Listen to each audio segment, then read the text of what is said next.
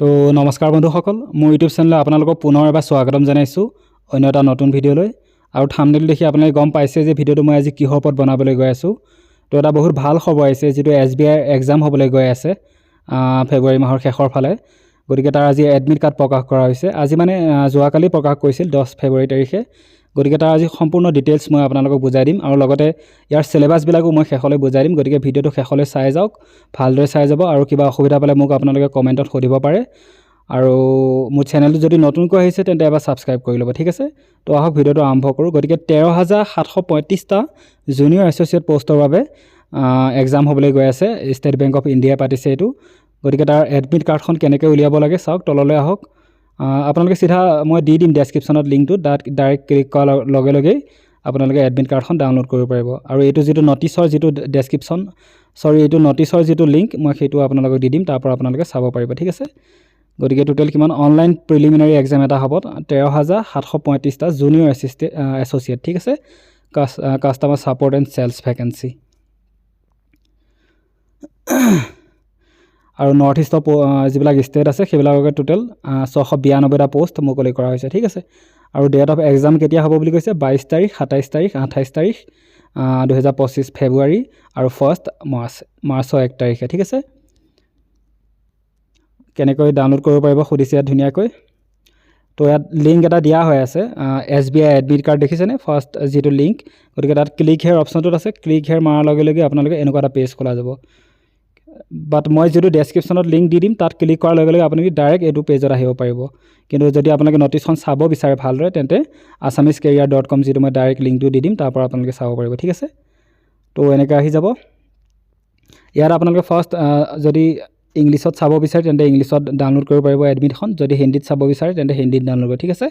ইয়াৰ পৰা যিকোনো এটা অপশ্যন আপোনালোকে চিলেক্ট কৰিব পাৰে। আৰু প্ৰথমতে কি কৈছে ৰেজিষ্ট্ৰেশ্যন নম্বৰ / ৰোল নম্বৰ। ইয়াত আপোনালোকৰ নিজৰ ৰেজিষ্ট্ৰেশ্যন নম্বৰটো নহ'লে ৰোল নম্বৰটো প্ৰথম যিটো বক্স আছে তাত আপোনালোকে ধুনীয়াকৈ টাইপ কৰি দিব, ঠিক আছে। তাৰপিছতে পাছৱৰ্ড, যদি আপোনালোকৰ পাছৱৰ্ডটো মনত আছে পাছৱৰ্ড, নহ'লে আপোনালোকৰ ডেট অফ বাৰ্থ, অৰ্থাৎ আপোনালোকৰ ৰেজিষ্ট্ৰেশ্যন নম্বৰটো ওপৰ বক্সটোত টাইপ কৰি দিব পাৰিব আৰু তলত নিজৰ ডেট অফ বাৰ্থটো / নিজৰ পাছৱৰ্ডটো টাইপ কৰিব লাগিব, ঠিক আছে।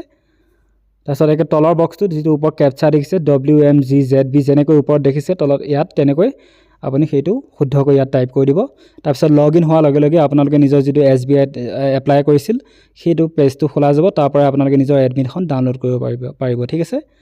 আৰু যদি কিছুমানে যদি নিজৰ পাছৱৰ্ডটো পাহৰি গৈছে তেওঁলোকৰ বাবে এটা ব্যৱস্থা আছে, ফৰগট পাছৱৰ্ড এটা এইটো দেখিছেনে অপশ্যন এটা দেখিছেনে ফৰগট পাছৱৰ্ড, মই অলপ হাইলাইট কৰি দিছোঁ। ফৰগট পাছৱৰ্ড যিটো অপশ্যন দেখিছে তাত ক্লিক কৰাৰ লগে লগে আপোনালোকে এনেকুৱা এটা পেজ অহা যাব।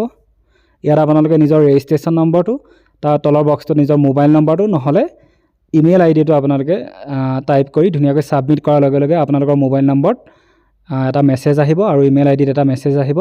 তাৰ পৰা আপোনালোকে এটা নতুন পাছৱৰ্ড পাব। আকৌ আপোনালোকে নিজৰ যিটো প্ৰফাইল তাত আপোনালোকে লগ ইন হ'ব পাৰিব, ঠিক আছে। আৰু তাৰ পৰা আপোনালোকে নিজৰ এডমিটখন ডাউনলোড কৰিব পাৰিব। গতিকে কিবা অসুবিধা পালে মোক আপোনালোকে কমেণ্টত সুধিব পাৰে, যদি ডাউনলোড কৰিব নোৱাৰে মই আপোনালোকক ডাউনলোড কৰিবলৈ সহায় কৰিব পাৰিম, ঠিক আছে।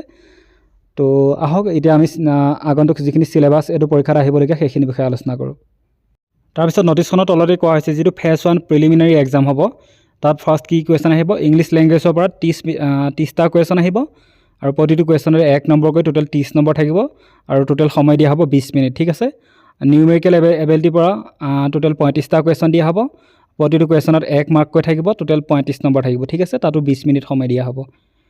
তাৰপিছত ৰিজনিঙৰ পৰা আহিব 35 নম্বৰ, তাতো 20 মিনিট সময় দিয়া হ'ব, টোটেল 1 ঘণ্টা হ'ব, ঠিক আছে। ফেজ 1 যিটো প্ৰিলিমিনাৰী এক্সাম।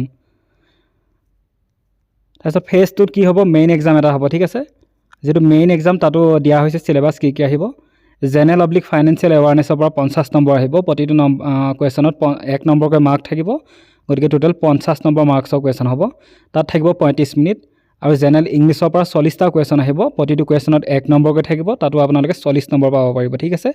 আৰু টোটেল সময় দিয়া হ'ব তাত 35 মিনিট। আৰু কোৱান্টিটিভ এপ্টিটিউড তাৰ পৰা আহিব 50 নম্বৰ, তাৰো একেই কথা, প্ৰতিটো কুৱেশ্যনৰ কাৰণে 1 নম্বৰকৈ থাকিব আৰু তাৰ পৰা আপোনালোকে টাইম দিয়া হ'ব টোটেল 45 মিনিটছ। তাৰপিছত ৰিজনিং এবিলিটি আৰু কম্পিউটাৰ এপ্টিটিউডৰ পৰা 50 নম্বৰ আহিব আৰু তাৰ পৰা 50টা কুৱেশ্যন আহিব, টোটেল মাৰ্কছ থাকিব 60 নম্বৰ আৰু তাৰ বাবে দিয়া হ'ব আপোনালোকক 45 মিনিট সময়, টোটেল 160 মিনিটৰ পৰীক্ষা হ'ব, যিটো ফেজ 2 আপোনালোকৰ এক্সাম হ'বলৈ গৈ আছে, ঠিক আছে। তাৰপিছত এনেকৈ ডিটেইলছকৈ লিখি দিছে তাৰপিছত test of specified opted local language তাৰপিছত ফাইনেল চিলেকশ্যন কেনেকৈ হ'ব বুলি কৈছে the marks obtain in the preliminary exam যিটো আপোনালোকে প্ৰিলিমিনাৰী প্ৰথম যিটো এক্সামত ফেজ 1ত যিটো মাৰ্কছ পাব will not be added for the selection আচ্ছা সেইটো চিলেকশ্যনৰ বাবে এড কৰা নহ'ব সেইটো মাৰ্কছটো ঠিক আছে only the aggregate marks obtain in main examination যিটো মেইন এক্সাম ফেজ 2 এক্সামত যিটো আপোনালোকে গড় মাৰ্কছ পাব will be considered for preparation of the final merit list আচ্ছা প্ৰথম যিটো প্ৰিলিমিনাৰী এক্সাম হ'ব